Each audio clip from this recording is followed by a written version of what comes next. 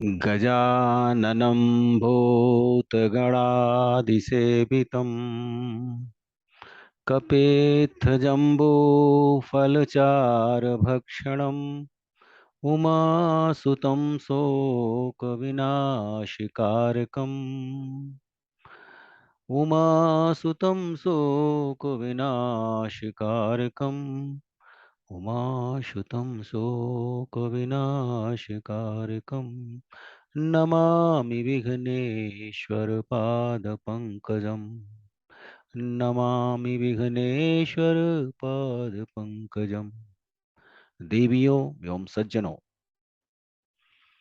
श्री रामचरितमानस के कतिपय व्यवहारिक प्रसंगों की श्रृंखला में अपना मंतव्य प्रस्तुत करने हेतु आप सबके समक्ष समुपस्थित हूं। श्री रामचरितमानस के अनेक अनमोल मोतियों में से कतिपय ऐसे मोती जो मनुष्य के जीवन के व्यवहारिक प्रसंगों से संबंधित हैं, मनुष्य के जीवन के दैनंदिन क्रियाकलापों से संबंधित हैं, मनुष्य के सामाजिक आचार विचार से संबंधित हैं। ऐसे कतिपय प्रसंग जिन पर गोस्वामी जी महाराज ने अपने विचार प्रस्तुत किए हैं, अपना मंतव्य प्रस्तुत किया है, उन्हीं प्रसंगों को खोजकर आपके समक्ष प्रस्तुत करने का यत्न कर रहा हूं।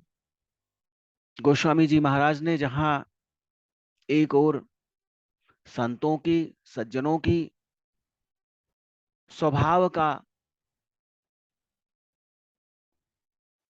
मूल्यांकन किया है, सज्जनों की पहचान के बारे में बृहद व विशद व्याख्या प्रस्तुत की है, वहीं दुष्टों के स्वभाव के बारे में भी उन्होंने अपने मानस में जनमानस के हित के लिए प्रस्तुत करने का यत्न किया है। गोस्वामी जी महाराज प्रभु श्री राम के अनन्य भक्त हैं। उनके चरण कमलों की विशेष कृपा से प्रभु श्री राम के गुणों का गान करने का सौभाग्य उन्हें प्राप्त हुआ है। गोस्वामी जी महाराज कहते हैं, सुनहो वसंतन केर सुभाओ भूल हो संगति करिय न काऊ। सुनहो वसंतन केर सुभाओ भूल हो संगति करिय न काऊ। तिन्ह कर संग सदा दुखदाई जिमि कपिलहि घालई हरहाई। खलन हृदयति ताप विशेषी जरहि सदा पर संपत्ति देखी। जहाँ कहूँ निंदा सुनहि पराई हर सही मनोहु परिनिधि पाई। काम क्रोध मद लोभ परायन निर्दय कपटी कुटिल मलायन।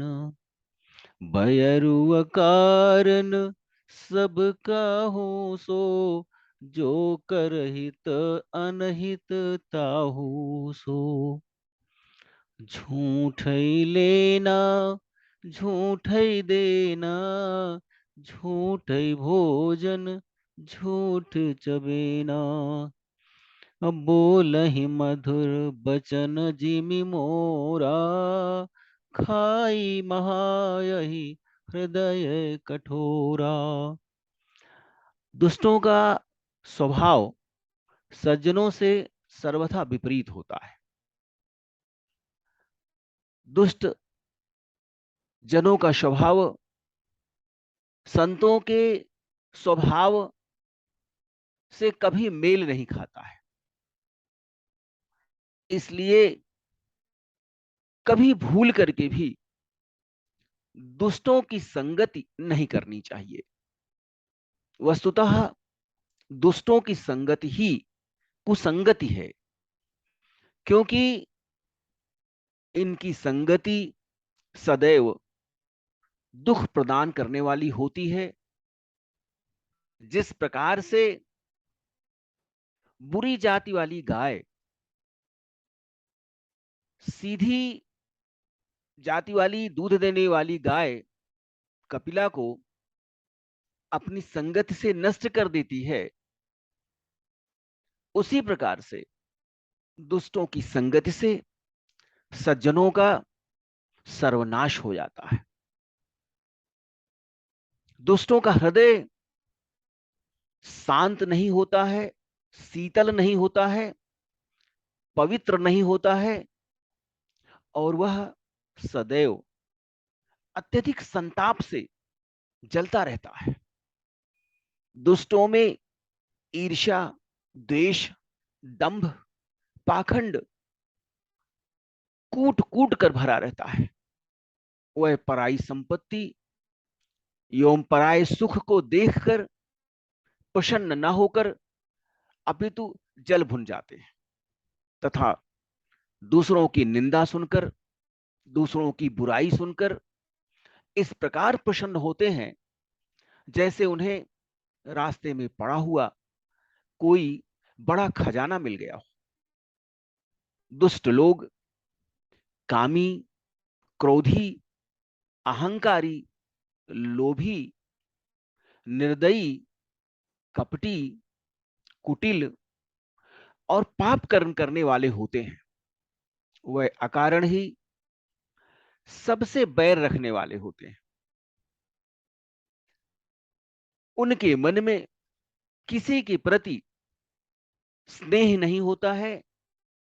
वे बिना किसी कारण से संपूर्ण सज्जन व्यक्तियों से बैरभाव रखते हैं। दुष्ट लोग रात दिन झूठ का ही व्यापार करते हैं, झूठ का ही उनका कलेवा होता है, झूठ का ही उनका भोजन होता है। वह लेन देन के व्यापार में भी अपने झूठ के बल पर दूसरों का हक मार लेते हैं। दुष्ट, मिथ्याचारी झूठी डींग मारने की कला में माहिर होते हैं। कभी परोपकार न करने पर भी लाखों करोड़ों का दान करने की बात करते हैं। वह झूठे दिखावे में विश्वास करते हैं। रूखी सोखी रोटी खाकर भी मालपुआ खाने की बात करते हैं।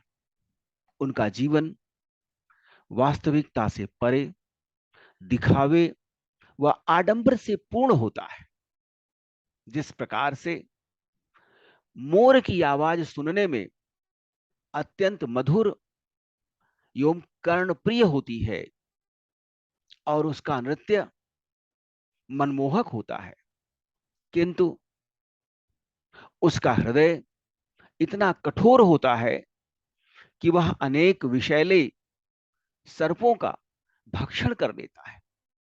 उसी प्रकार से दुष्ट व्यक्ति भी बाहर से मीठे वचन बोलने वाले होते हैं तथा हृदय से अत्यंत कठोर एवं निर्दयी होते हैं। पर दो ही परदार रत, पर धन पर अपवाद, ते नर पावर पाप में देह धरे मनुजाद। दुष्ट स्वभाव वाले मनुष्य सदैव दूसरों से बैरभाव रखते हैं। पराई स्त्री, पराये धन व दूसरों की निंदा में सदैव तत्पर रहते हैं। पाप कर्म में लिप्त दुष्ट मनुष्य मानव के रूप में राक्षस तुल्य हैं। मनुष्य एवं राक्षसों के मध्य भेद उनके द्वारा किए गए आचरण एवं कर्मों से ही निर्धारित किए जाते हैं। सत्कर्म, सदाचार एवं धर्मानुकूल आचरण ही संतों की पहचान है तथा दुष्कर्म, दुराचार एवं धर्म के विपरीत आचरण राक्षसी प्रवृत्ति का द्योतक है। गोस्वामी जी महाराज ने संतों और दुष्टों के मध्य जिस प्रकार से भेद किया है और दोनों की पहचान के अलग अलग लक्षण बताए हैं, अत्यंत अलंकारिक स्वरूप में दुष्टों के स्वभाव को मोर के स्वभाव से, मोर के खान पान से, मोर की रहन सहन से तुलना किया है। जिस प्रकार से मयूर देखने में आकर्षक है, अपने मनमोहक नृत्य से वह सहज ही हम सबका मन आकर्षित कर लेता है, लेकिन उसका भोजन विषैला सर्प ही होता है। उसी प्रकार से दुष्ट का स्वभाव भी कुछ ऐसा ही होता है। प्रथम दृष्टया प्रायः सज्जनों द्वारा दुष्टों के स्वभाव का आकलन नहीं किया जा सकता, क्योंकि दुष्ट व्यक्ति भी समाज में सज्जन व्यक्ति की तरह आचरण करने का यत्न करते हैं, लेकिन उनकी कथनी और करनी में जमीन आसमान का फर्क होता है। यह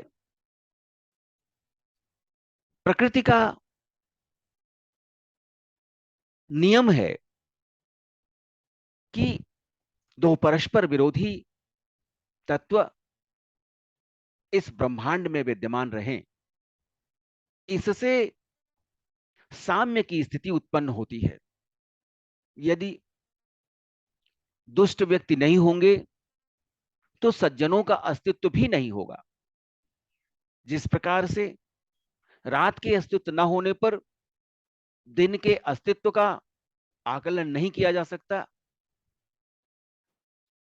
उसी प्रकार से समाज में इन दोनों वर्णों के लोग, इन दोनों वर्गों के लोग एक साथ विद्यमान होते हैं और विवेकशील प्राणी को अपने विवेक का प्रयोग करते हुए सज्जनों की संगति करने का यत्न करना चाहिए और दुष्टों की संगति से सदैव दूर रहने का प्रयास करना चाहिए।